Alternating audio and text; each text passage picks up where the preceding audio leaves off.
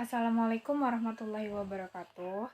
Hai semuanya, perkenalkan saya Aisyah Ahlakul Karimah, MPM 2022-2021, kelas A31, mahasiswa Teknologi Pendidikan.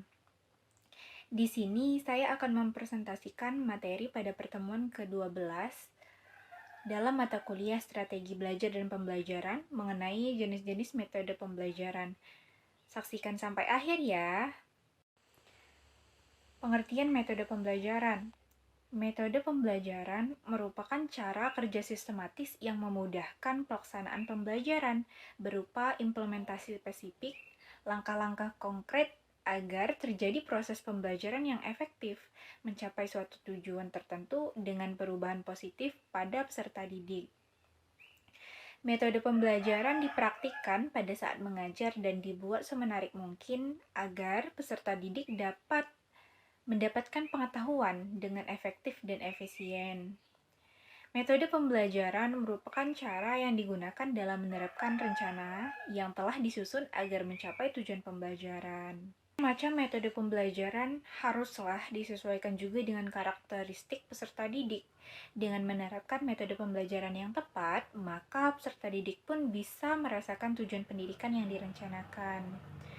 Pendidik perlu mengetahui dan mempelajari metode pengajaran agar dapat menyampaikan materi dan dimengerti dengan baik oleh peserta didik.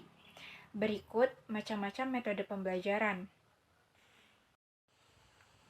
Metode pembelajaran yang pertama yaitu konvensional. Metode pembelajaran yang satu ini merupakan metode yang paling praktis, tidak membutuhkan banyak alat bantu dan juga tidak membutuhkan biaya yang terlalu banyak. Berikut kelebihan dan kekurangan metode pembelajaran konvensional. Kelebihan metode pembelajaran konvensional diantaranya: yang pertama, dapat diikuti oleh jumlah anak yang banyak. Kedua, siswa menjadi lebih fokus. Ketiga, guru mengendalikan kelas secara penuh. Keempat, guru dapat menyampaikan pelajaran yang luas. Kelima, pelaksanaannya mudah.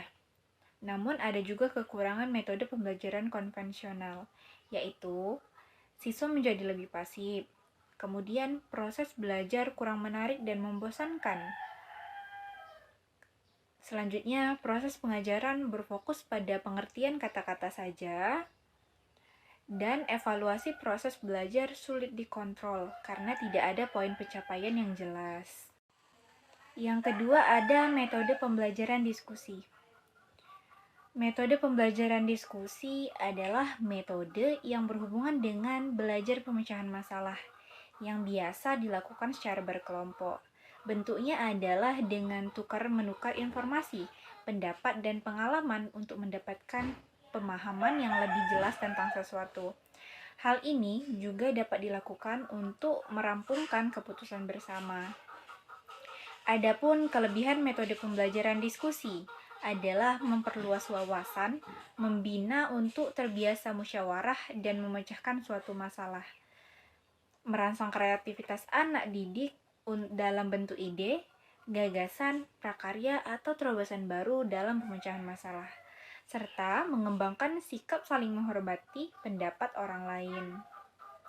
Sementara itu, adapun kekurangan yaitu membutuhkan waktu yang panjang, kemudian tidak dapat dipakai untuk kelompok yang besar. Selanjutnya, peserta mendapat informasi yang terbatas. Selanjutnya ada metode pembelajaran demonstrasi. Metode ini dapat membantu peserta didik mencari jawaban dengan usaha sendiri berdasarkan fakta yang benar. Hal ini tentunya sangatlah efektif dalam pembelajaran karena menunjukkan bagaimana proses terjadinya sesuatu. Metode ini membantu para siswa untuk memperoleh jawaban dengan mengamati suatu proses atau suatu peristiwa. Adapun kelebihan metode pembelajaran demonstrasi yaitu menghindari verbalisme, siswa lebih mudah mengerti apa yang dipelajari, proses pengerjaan lebih menarik, siswa dirangsang untuk aktif mengamati, kemudian menyesuaikan antara teori dan kenyataan dan mencoba melakukannya sendiri. Sementara itu, adapun kelemahan metode demonstrasi di antaranya memerlukan keterampilan guru secara khusus dan fasilitas yang kurang serta membutuhkan waktu yang lama. Yang keempat, ada metode pembelajaran eksperimen. Metode ini tidak hanya metode pembelajaran, namun juga suatu metode berpikir. Eksperimen dapat menggunakan metode lainnya, seperti menarik data sampai menarik kesimpulan. Metode ini merupakan penyampaian pelajaran, di mana siswa melakukan percobaan dengan mengalami dan membuktikan sendiri sesuatu yang dipelajari. Kelebihan metode pembelajaran eksperimen yaitu sebagai berikut. Yang pertama, membina siswa untuk membuat terobosan baru. Yang kedua, membuat siswa lebih percaya atas kebenaran dan kesimpulan percobaan. Yang ketiga, hasil percobaan yang berharga dapat dimanfaatkan untuk kemakmuran umat manusia. Adapun kelemahan metode pembelajaran eksperimen diantaranya, yang pertama, kesulitan dalam fasilitas. Kedua, cenderung sesuai dengan bidang sains dan teknologi. Yang ketiga, menuntut ketelitian, kesabaran, dan ketabahan. Terakhir, setiap percobaan tidak selalu memberikan hasil yang diharapkan. Selanjutnya ada metode pembelajaran tanya-jawab. Metode ini memungkinkan terjadinya komunikasi langsung yang bersifat dua arah. Sebab pada saat yang sama, guru dan siswa, guru bertanya, siswa menjawab, dan siswa bertanya, guru menjawab. Dalam metode ini terlihat adanya hubungan timbal balik secara langsung antara guru dengan siswa. Kelebihan metode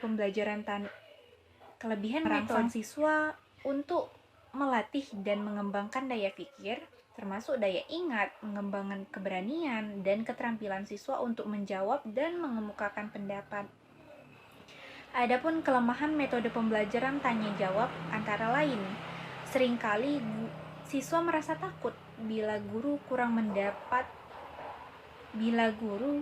dapat mendorong untuk berani dengan menciptakan suasana yang tidak tegang. Kemudian tidak mudah untuk membuat pertanyaan yang sesuai dengan tingkat berpikir dan kemudahan yang dipahami siswa. Membuat banyak waktu dan kurangnya waktu untuk memberikan pertanyaan kepada seluruh siswa. Lanjut, metode resitasi. Metode resitasi adalah suatu metode mengajar di mana siswa diharuskan membuat resume dengan kalimat sendiri. Kelebihan metode resitasi adalah sebagai berikut. Yang pertama, pengetahuan yang anak didik peroleh dari hasil belajar sendiri akan dapat diingat lebih lama. Kemudian, anak didik berkesempatan memupuk perkembangan dan keberanian mengambil inisiatif, tanggung jawab, dan berdiri sendiri. Adapun kelemahan metode resitasi, yaitu sebagai berikut. Yang pertama, terkadang anak didik melakukan penipuan, di mana anak didik hanya meniru hasil pekerjaan temannya, tanpa mau bersusah payah mengerjakan sendiri. Kedua, terkadang tugas dikerjakan oleh orang lain tanpa pengawasan. Ketiga, sukar memberi tugas yang memenuhi perbedaan individual. Selanjutnya ada metode karya wisata. Metode yang satu ini menggunakan tempat atau lingkungan tertentu yang mempunyai sumber belajar untuk siswa. Namun, penerapan metode ini perlu memperoleh pengawasan secara langsung dari guru. Contoh metode karya wisata adalah kunjungan ke museum atau alam. Terakhir, ada metode mind mapping. Metode pembelajaran ini menerapkan cara berpikir secara runtut pada sebuah permasalahan, bagaimana terjadi, serta penyelesaiannya. Metode ini, siswa bisa meningkatkan daya analis serta berpikir kritis agar memahami masalah sejak awal sampai akhir. Baiklah, mungkin itu saja yang dapat saya sampaikan. Kurang dan lebih saya mohon maaf. Kepada Allah saya mohon ampun. Saya akhiri, wabillahi taufiq walhidayah. Wassalamualaikum warahmatullahi wabarakatuh.